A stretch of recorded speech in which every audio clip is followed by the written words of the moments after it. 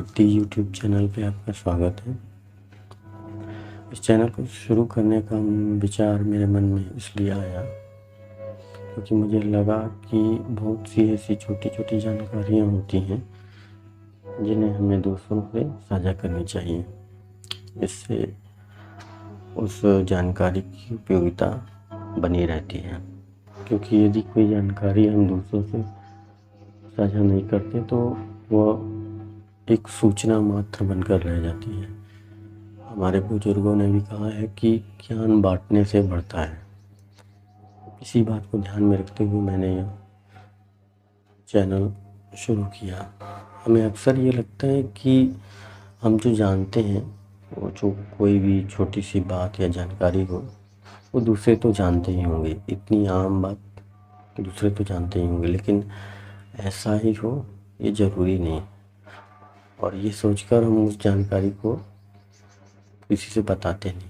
अपने ज्ञान और अनुभव को बांटने से एक लाभ यह भी होता है कि यदि आप ही उस विषय के बारे में कुछ कम जानते हो या गलत जानते हो, तो जब आप उसे दूसरों से शेयर करते हैं तो यदि वह व्यक्ति उसके बारे में आपसे अच्छे तरीके से जानता है या आपसे ज़्यादा जानता है, तो वो आपको उसके बारे में बताता है, जिससे आपको भी फ़ायदा होता है। इन्हीं सब बातों को ध्यान में रखते हुए मैं इस चैनल के माध्यम से कुछ ऐसी बातें आपसे साझा करूँगा जो मुझे लगता है कि करनी चाहिए आपसे। तो चलिए शुरू करते हैं।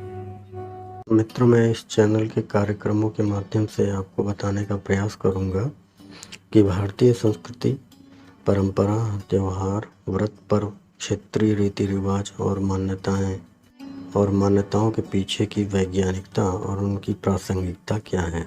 जैसे जैसे हम पश्चिमी शिक्षा और संस्कृति की ओर बढ़ रहे हैं और उनका अनुसरण कर रहे हैं, वैसे वैसे हम अपनी परंपराओं, मान्यताओं, रीति रिवाजों से कटते जा रहे हैं और उनके महत्व को भूलते जा रहे हैं।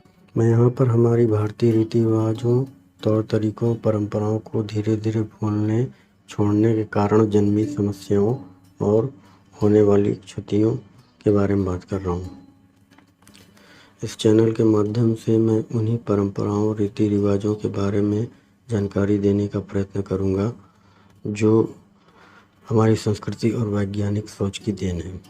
वे क्यों इतने महत्वपूर्ण हैं, यह आपको स्वयं ही आभास होने लगेगा जब आप उनके बारे में थोड़े और अच्छे से जानेंगे। इस कड़ी में मैं इस कार्यक्रम के प्रथम संस्करण भारतीय त्यौहार, व्रत, पर्व, उनके वैज्ञानिक महत्व और हमारे शारीरिक मानसिक स्वास्थ्य को स्वस्थ बनाए रखने में उनका योगदान के विषय के अंतर्गत हिंदू नववर्ष एवं नवरात्र के बारे में बताऊंगा। भारतीय त्यौहार, व्रत, पर्व मुख्यतः पंचांग के अनुसार होते हैं। पंचांग शब्द संस्कृत के पंचांगम, जो पंच और अंगम से बना है, को कहते हैं। पंचांग के अंग चंद्र दिन, चंद्रमास, अर्ध दिन, सूर्य चंद्रमा के कोण और सौर दिन है। इसमें मुख्यतः चंद्रमास आधारित व्रत, पर्व और त्यौहार होते हैं। चंद्रमास में 2 पक्ष होते हैं, कृष्ण पक्ष और शुक्ल पक्ष। प्रत्येक 15-15 दिनों के होते हैं। चंद्रमास पूर्णिमांत और अमांत होते हैं। पूर्णिमांत मास का समापन पूर्णिमा को होता है और अमांत मास का समापन अमावस्या को। इन दोनों का महत्व क्षेत्र विशेष में अलग अलग हो सकते हैं। उत्तर भारत में पूर्णिमांत मास का प्रचलन है, वहीं दक्षिण में अमांत का। जब चंद्रमा बढ़ते क्रम में होता है तो शुक्ल पक्ष और घटते क्रम में होता है तो कृष्ण पक्ष कहते हैं। पूर्णिमा के पश्चात कृष्ण पक्ष आरंभ होता है और अमावस्या के अगले दिन से शुक्ल पक्ष। 14 तिथियों के पश्चात 15वें दिन पूर्णिमा या अमावस्या होता है। सूर्य मास संक्रांति तिथि से प्रारंभ होता है। हिंदू या हिंदी वर्ष भी मास या महीनों के होते हैं, परंतु वे ऋतु चक्र पर आधारित होते हैं। हिंदी मास तिथि घट बढ़ के अनुसार 29, 30 व 28 एवं 27 के हो सकते हैं। यहाँ 2 प्रकार के शुक्ल प्रतिपदा, शुक्ल पक्ष में प्रथम तिथि से प्रारंभ होकर अमावस्या को पूर्ण होने वाला अमांत मास मुख्य चंद्रमास है एवं कृष्ण प्रतिपदा कृष्ण पक्ष में प्रथम तिथि से पूर्णिमान पूरा होने वाला गौण चंद्रमास है। सौर वर्ष से 11 दिन 3 घटी 48 पल छोटा होता है चंद्र वर्ष, इसलिए हर 3 वर्ष में इसमें 1 महीना जोड़ दिया जाता है। सौर मास 365 दिन का और चंद्र मास 355 दिन का होने से प्रतिवर्ष 10 दिन का अंतर आ जाता है। इन 10 दिनों को चंद्रमास ही कहा जाता है, फिर भी ऐसे बढ़े हुए दिनों को मलमास या अधिमास कहा जाता है। हिंदू वर्ष के 12 महीनों के नाम इस प्रकार हैं। पहला चैत्र अथवा चैत, दूसरा वैशाख अथवा वैशाख, तीसरा ज्येष्ठ अथवा जेठ, चौथा आषाढ़, पांचवा सावन अथवा श्रावण, छठवां भाद्रपद अथवा भादो, सातवां अश्विन अथवा क्वार, आठवां कार्तिक, नौवां मार्गशीर्ष अर्थात अगहन, 10वां पौष अथवा पूष, 11वां माघ, 12वां फागुन अथवा फाल्गुन। हिंदू मान्यताओं के अनुसार हिंदू वर्ष का आरंभ चैत्र मास के शुक्ल पक्ष की प्रथम तिथि अर्थात चैत्र शुक्ल प्रतिपदा को होती है। ब्रह्म पुराण के अनुसार ब्रह्मा जी ने प्रलय के पश्चात सृष्टि का आरंभ चैत्र शुक्ल प्रतिपदा को ही किया था।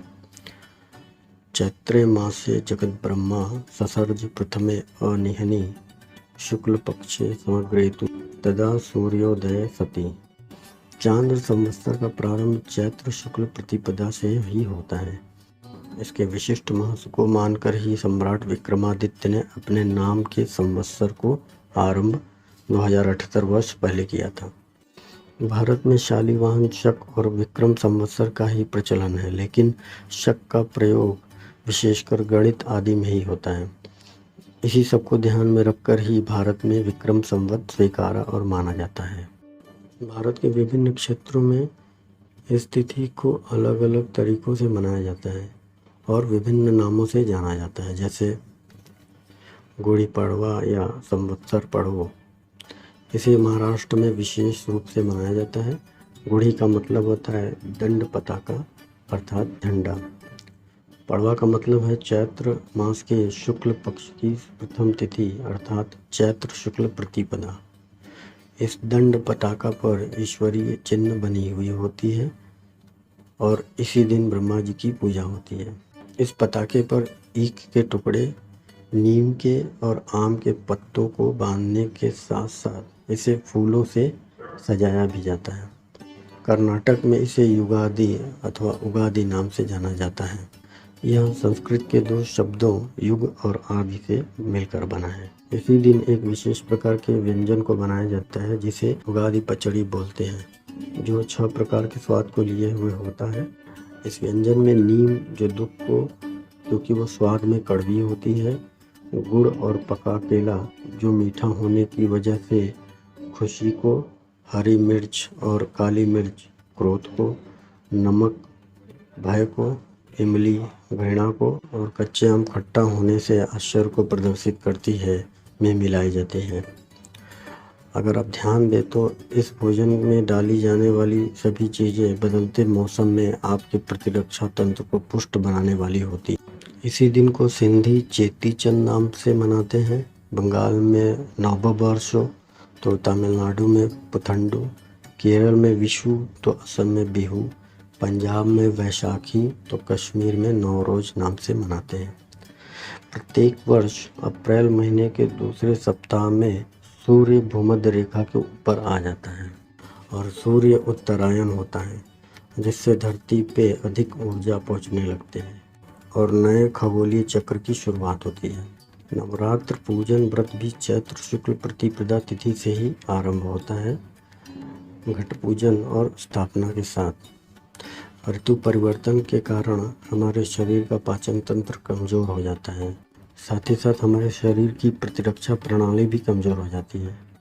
9 दिनों के व्रत से या इन 9 दिनों में व्रत न भी रखें तो केवल सात्विक भोजन करने से हमारे शरीर को शुद्धिकरण करने और पाचन तंत्र को पुष्ट करने का मौका मिल जाता है, जिसके फलस्वरूप हमारी रोग प्रतिरोधक क्षमता बढ़ जाती है और हम ऋतु परिवर्तन से होने वाली व्याधियों से पार पाने में सक्षम हो जाते हैं। नवरात्र के व्रत के दौरान खाद्य पदार्थों को पथ्य और अपथ्य में बांटा गया है। फल, सब्जी, कुट्टू काटा, साबूदाना, सामक का चावल, दुग्ध उत्पाद सीमित मात्रा में, सेंधा नमक, काली मिर्च, अदरक, हल्दी आदि पथ्य माने गए हैं। वहीं मांस, मछली, अंडे, प्याज, लहसुन, तेल मसाला वाली चीज़ें अपथ्य मानी गई हैं। इसमें गौर करने वाली बात है कि अपथ्य चीज़ों में प्याज और लहसुन को क्यों शामिल किया गया है, जबकि वे तो शाकाहारी चीज़ें हैं। इसको हम आगे जानेंगे।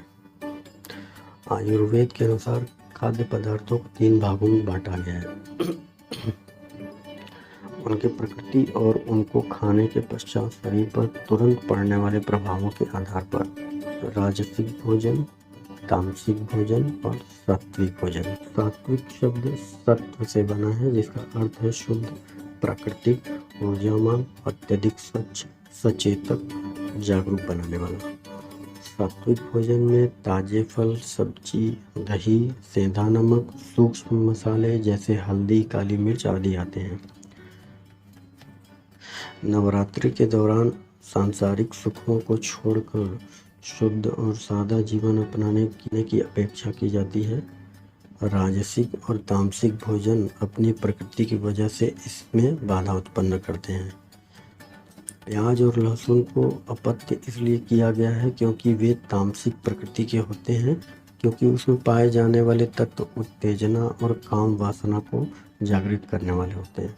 प्याज लहसुन के रजोगुणी होने के कारण इनके सेवन के पश्चात इंद्रियों को वश में करने में समस्या उत्पन्न होती है, जो आपकी प्राथमिकताओं और इच्छाओं में अंतर करने की क्षमता को कमजोर करता है।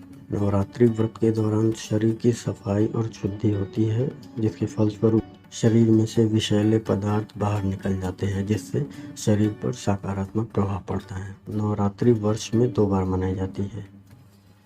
एक बार ग्रीष्म ऋतु आरंभ होने से ठीक पूर्व और दूसरी बार शरद ऋतु आरंभ होने से ठीक पूर्व। इसके पीछे का कारण दोनों ही समय ऋतु परिवर्तन होना है। ऋतु परिवर्तन के दौरान हमारे शरीर की प्रतिरक्षा प्रणाली पूरे वर्ष में सबसे कमजोर रहती है। इस दौरान उच्च प्रोटीन और वसा युक्त भोजन करने से शरीर के रोगग्रस्त होने की संभावना सबसे अधिक होती है। अगर आप व्रत नहीं भी रखते तो इन 9 दिनों के दौरान आप भारी भोजन, तेल मसालों से परहेज करके भी अपने शरीर को विषैले पदार्थों से मुक्त होने में मदद कर सकते हैं। पूरे शीत ऋतु और पूरे वर्षा ऋतु के दौरान हम लोग वरिष्ठ भोजन करते रहते हैं, जिससे हमारे शरीर में अम्ल और क्षार तत्व का जो संतुलन है वह बिगड़ जाता है, जो बीमारी की वजह बनती है। लगभग सभी तामसिक और राजसिक भोजन में क्षार तत्व कम और अम्ल तत्व की अधिकता होती है। इसके विपरीत सात्विक भोजन में क्षार ज़्यादा और अम्ल कम होती है। इसलिए सात्विक भोजन को करने पर जोर दिया जाता है ताकि संतुलन फिर से बन जाए। तो आपने देखा कि कैसे नववर्ष और नवरात्र एक धार्मिक आयोजन होने के साथ ही अपने आप में वैज्ञानिकता लिए हुए हैं। हमारे अन्य व्रत, पर्व और त्यौहार भी इसी प्रकार की वैज्ञानिकता को लिए हुए हैं, जो न केवल हमें मानसिक बल्कि शारीरिक रूप से भी स्वस्थ बनाए रखते हैं। उम्मीद करता हूँ कि आपको ये जानकारियाँ पसंद आई होंगी। यदि आपको इसके बारे में और अधिक जानकारी है तो उसे कमेंट के माध्यम से हमें बताएं, और यदि कोई कमी लगी हो तो उसे भी बताएं।